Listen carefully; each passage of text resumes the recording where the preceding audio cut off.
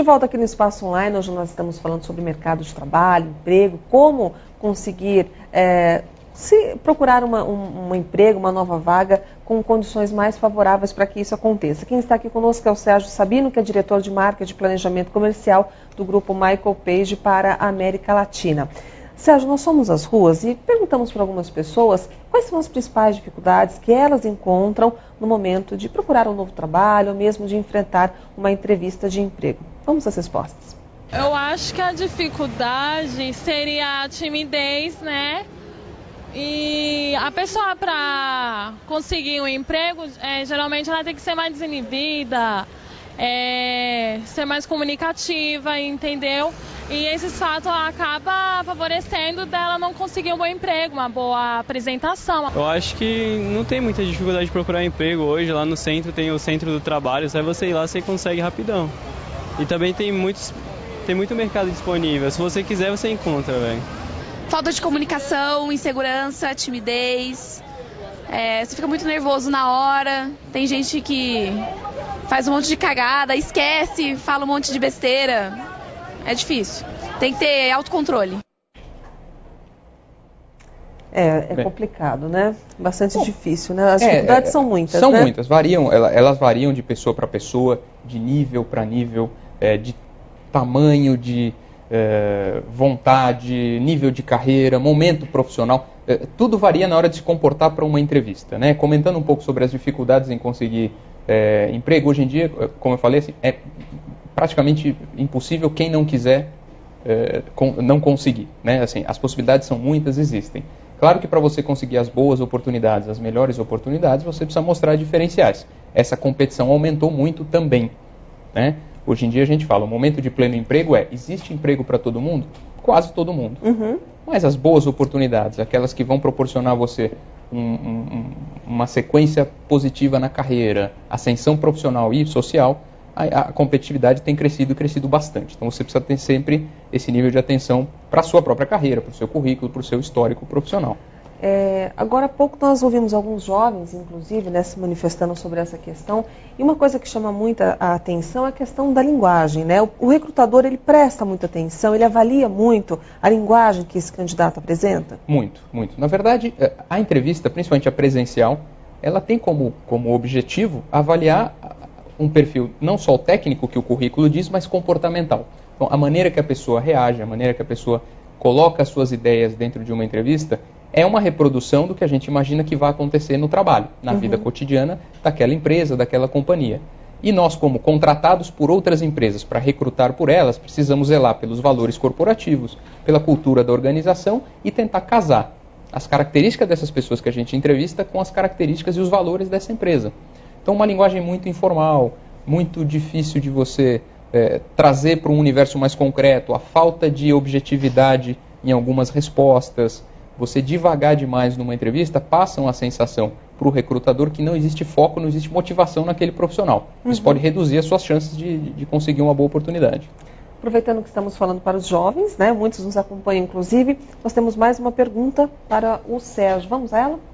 Eu queria saber se tem algum problema de eu incrementar o meu currículo.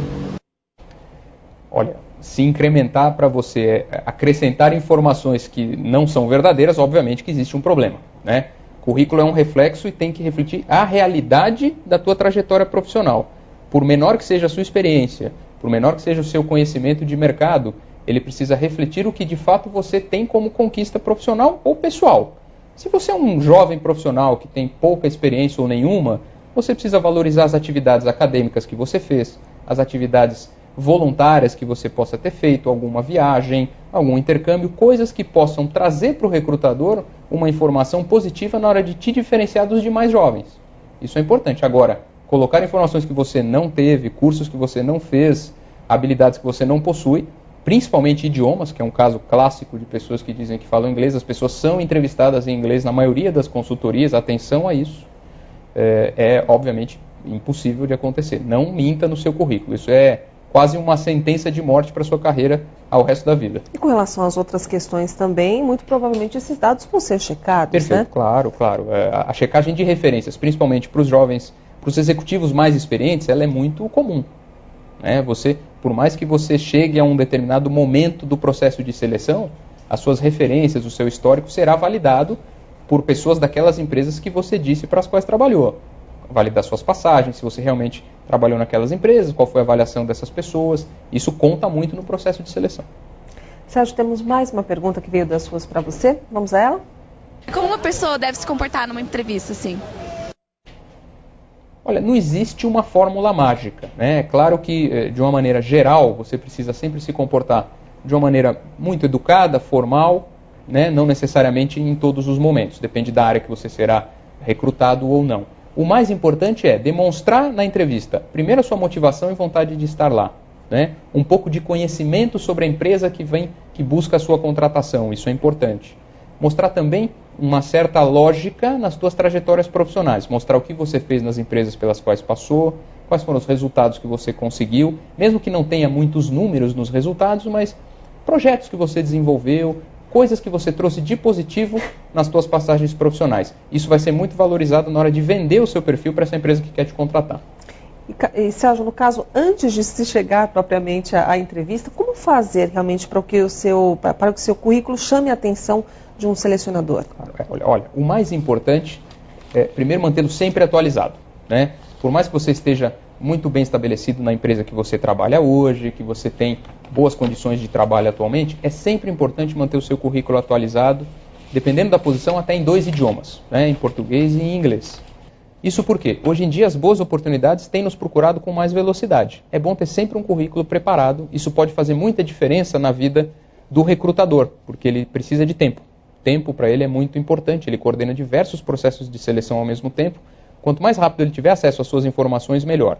Uma ferramenta que ajudou muito isso, desde sua implementação, são as redes sociais, né? Pegar principalmente as redes profissionais de trabalho, você preservar ali, sempre atualizar as suas informações, pode ajudar muito na velocidade desse recrutamento, né? Informações da sua trajetória, da sua perspectiva profissional e das suas habilidades e objetivos. Isso é super importante. Agora, uma outra informação importante é ser bastante equilibrado na forma como você faz essa busca. Não adianta ficar justamente tentando atingir vários alvos ao mesmo tempo. Uma coisa, você tocou um ponto super importante. Uma coisa que precisa existir para o candidato, a figura do candidato a uma oportunidade, é foco, né? Ele tem, claro, provavelmente vontade de tentar um outro setor, um outro segmento. O que ele precisa é ter um pouco de foco e não enviar o seu currículo para diversas oportunidades de diversos níveis. Isso também é muito prejudicial. Uma coisa que a gente percebe como empresa de recrutamento é um analista que tem uma experiência relativa numa determinada área, começa a enviar currículos para gerente, diretor, coordenador, enfim, falta um pouco de foco e a gente recebe todos esses currículos numa mesma base de dados e percebe a falta de foco dessa pessoa. Então, na verdade, procure sempre olhar primeiro para a sua própria carreira, para as coisas que você sabe fazer, que gosta de fazer e que pode proporcionar uma empresa, né? Se posicione como um produto, né? O que eu posso oferecer para aquela empresa? Para que ela me pague, né? Para que ela me compre da maneira mais adequada para mim e para ela. É dessa forma que você tem que pensar na sua própria carreira e disponibilizar o currículo para aquelas oportunidades que realmente fazem sentido. Um outro ponto importante que me ocorre agora é, caso você esteja procurando proativamente por uma oportunidade, você, por uma definição da própria companhia, a sua, você decidiu deixar aquela empresa. Você hoje busca uma nova oportunidade. Procure primeiro se acercar das pessoas que fazem parte da sua rede de contatos, das pessoas que você conhece para buscar indicações, buscar referências. Jamais chegue numa rede social aos 4 ventos para pessoas que você mal conhece, dizendo, olha, procuro emprego, preciso de trabalho. Isso, no saldo... filme. Eu não diria queimar o filme, mas, na verdade, ela não traz nenhum benefício para você na hora da busca. Uhum. Isso não é muito levado em conta nessa hora. Então, se não é levado em conta positivamente, o saldo só pode ser negativo daí para diante. Hoje nós estamos conversando com o Sérgio Sabino, que é diretor de marketing e planejamento comercial do Grupo Michael Page aqui para a América Latina. O nosso assunto é como melhorar suas chances para conseguir um bom emprego agora no ano de 2012. O contato do nosso convidado vai aparecer novamente aí no seu monitor. Este é o site www.pagepersonel.com.br. No próximo bloco a gente volta a conversar com o nosso convidado a respeito deste assunto. Fique conosco. Até já.